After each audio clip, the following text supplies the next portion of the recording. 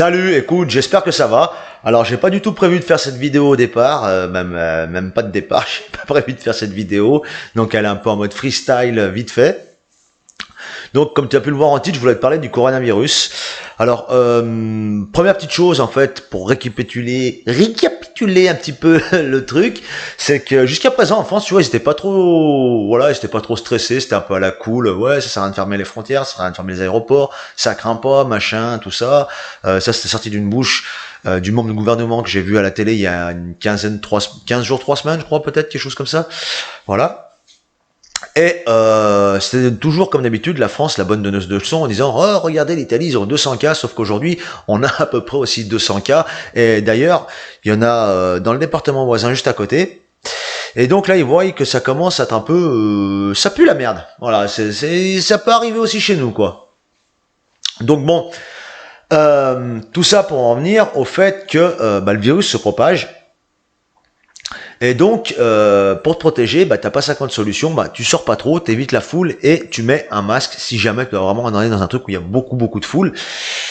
Donc là, ça me commence à me faire chier un petit peu parce que je vois beaucoup de gros influenceurs sur Instagram et sur Snapchat. Il n'y a pas que des filles, il n'y a pas que des garçons, il y a des filles et des garçons qui te proposent un masque. Alors en général, tu repars facilement, hein, il est gris ou noir en tissu avec une balle sur le côté.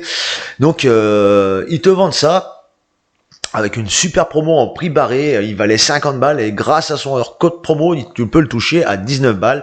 Et moi, ça me gonfle parce que les mecs, ils se renseignent pas du produit, si c'est fiable, pas fiable, si vous allez être livré, pas livré, et surtout s'il a une réelle utilité ou pas. Il faut savoir que pour les masques, il y a des normes. Alors, je te laisserai chercher ça sur Internet. Tu peux taper masque protection coronavirus et tu verras, il y a des échelles. Donc, je me rappelle plus de la nomenclature exacte du masque.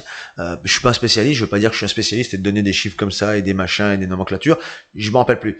Mais je sais que voilà, et je sais également que ces masques-là qui te vendent n'en font pas partie. Ces masques-là sont très bien quand tu vas aller courir ou marcher en ville parce que ça permet en fait de filtrer la pollution, pollen, le gasoil, enfin voilà, tout ce qui est un peu emmerdant en ville ou quoi. Et donc ça ne filtre pas en fait toutes les petites particules, les microparticules style microscopique, microbiennes, peut-être, oui, ça se dit, ouais, microbienne, du style du coronavirus, c'est vraiment pas du tout efficace. Et moi, ça me gonfle, les mecs et les filles d'ailleurs, sont toujours prêts à vendre leur cul pour 10 balles, sans se renseigner de quoi que ce soit. Et moi, ça me gonfle, mais vraiment méchamment.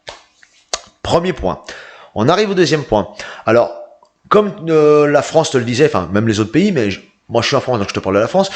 Ils étaient tous là, les docteurs. Ouais, écoute, ça craint pas. À partir du moment où on te crache pas à la gueule et que tu touches pas quelqu'un qui a le virus et que tu te mets pas les doigts dans le nez, dans les yeux, dans les oreilles, ça craint pas. Hein. Bon, évidemment, si le mec a postillonné sur la table et que tu viens mettre tes doigts dessus 10 secondes après, tu as des fortes chances d'être contaminé.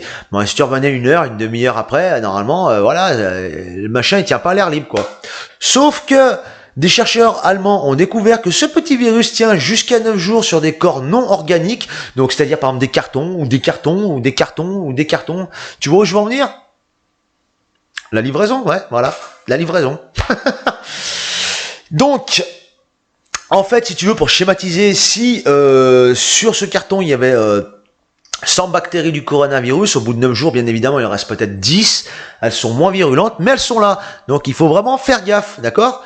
Donc, ça veut dire que si jamais ta postière, elle se pointe et qu'elle a foutu ses doigts partout et qu'elle te touché ton carton et qu'elle te l'a emmené, tu peux choper le coronavirus, ok? Donc ça, il faut vraiment faire gaffe. Je te parle pas que de la postière, il y a Amazon, il y a tout ça. Alors c'est pas pour faire un mouvement de panique, mais c'est une réalité, il faut juste être prudent. Donc moi, ce que je te conseille de faire, c'est de te procurer des lingettes antibactériennes à 99,9% là qui détruisent toutes les bactéries quasiment. Quand ton carton arrive, tu l'étuies avec, tu l'ouvres, tu le balances direct à la poubelle, tu t'essuies les mains, tu essuies le carton qui est à l'intérieur également ou le sachet. Tu te ressuies les mains et normalement tu devrais être peinard parce qu'après à l'intérieur, bon, ça va faire plus de 9 jours ton colis va être filmé et ainsi de suite en usine. Donc là, ça craint pas trop. Alors j'entends beaucoup de conneries que des youtubeurs entre autres disent sur le fait que ça craint pas. Donc du coup, si ça vient de Chine, les colis, puisque ça fait plus de 9 jours, donc il faut entre 30 et 45 jours pour que ça vienne de Chine, donc ça craint pas en fait, si le colis arrive de Chine, pas de souci, ça fait 30-45 jours. Alors là, c'est complètement faux.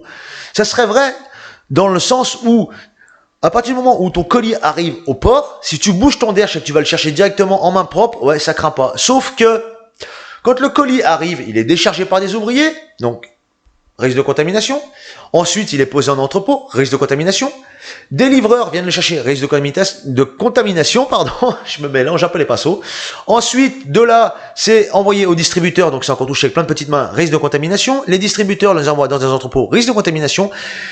Aux entrepôts, plein d'ouvriers foutent leurs mains dessus, risque de contamination. Et ensuite, c'est passe au niveau du postier, donc risque de contamination. En sachant que quand le colis arrive en France, bah, ça met même pas une semaine pour passer à l'entrepôt, et de l'entrepôt, voilà, généralement c'est relativement rapide. Donc ça fait moins de 9 jours. Donc il faut vraiment être prudent, peu importe le colis qui arrive, je dis bien peu importe, hein, c'est pas que ceux de Chine, hein, arrêtez de dire n'importe quoi, peut-être même surtout ceux qui arrivent de France, c'est peut-être un craint un peu plus parce que c'est juste à côté, hein, voilà. Donc ils sont plus en direct que ceux qui arrivent de Chine, et peut-être qu'ils sont peut-être avec de la chance entreposés pendant 10 jours avant que tu les reçoives. Donc, ceux qui arrivent de France, ils craignent plus. Et de toute manière, ils arriveront tous de France parce qu'ils vont tous passer dans des petites mains. Donc, fais attention. Prends des lingettes antibactériennes, nettoie tout. Pas de panique, c'est pas la peine de faire le stress, de paniquer comme un cinglé. Ça sert à rien. Juste nettoyer, être prudent. Et c'est tout, ça va bien se passer. Voilà. Eh ben, écoute, cette vidéo est un peu en freestyle, live, à l'arrache. J'espère que ça t'a plu. Et écoute, moi, je te dis à bientôt pour une prochaine vidéo. Ciao.